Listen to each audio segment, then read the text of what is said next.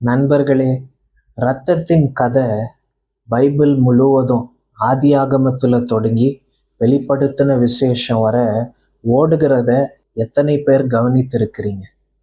இந்த இரத்த ஓட்டம் ஏதேன் தோட்டத்துல தொடங்குது. ஆதாமும் ஏவாளும் பாவம் செய்த பிறகு கடவுள் ஒரு விலங்கின் தோலால ஆடைகளை உருவாக்குறார். அதன் அர்த்தம் அந்த இடத்துல பாவத்திற்காக ரத்தம் சிந்தப்பட்டிருக்கு. அதே போல யாத்ராகம புஸ்தகத்துல சங்கார தூதன் கடந்து செல்லும்படி இஸ்ரவேலர்கள் தங்கள் வீட்டு வாசப்படிய ஆட்டுக்குட்டியின் ரத்தத்தினால பூசுறாங்க.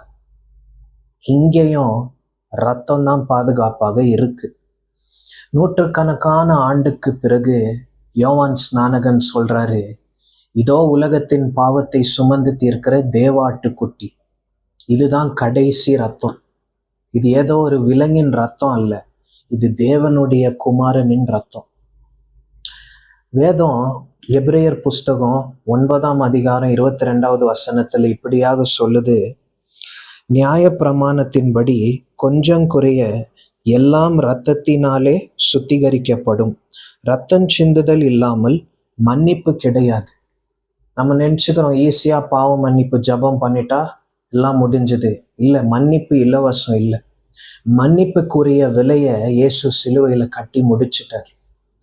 அன்றைக்கு ஆதாம மூடிய அந்த ரத்தம், இஸ்ரவேலர்களை பாதுகாத்த அந்த ரத்தம் இப்போது உங்களையும் சுத்திகரிக்க வல்லமை உள்ளதாக இருக்குது.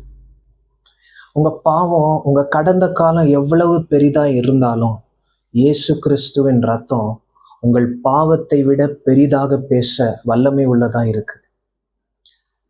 அவருடைய ரத்தம் உங்களை பாதுகாத்து மறைத்து வைப்பது மட்டும் அல்லாம உங்களை புதியவர்களாக மாற்றும். ஆகையினால அடுத்த முறை நீங்க இந்த பரிசுத்த வேதாகமத்தை வாசிக்கும் பொழுது, நீங்க இதுவரைக்கும் வேதாகமத்தை வாசிக்காம இருந்தா தயவு செய்து ஒரு புஸ்தகத்தை வாங்கி வாசிங்க. யார் உண்மையான கடவுள் என்று நீங்களே கண்டறிவீங்க. இந்த புஸ்தகம் ஒரு சீரற்ற கதைகளின் தொகுப்பு இல்லை. இந்த புஸ்தகம் தன் சொந்த இரத்தத்தை சிந்துகிற அளவுக்கு உங்களை நேசித்த ஒரு கடவுளின் கதை. ஆமேன். God bless you.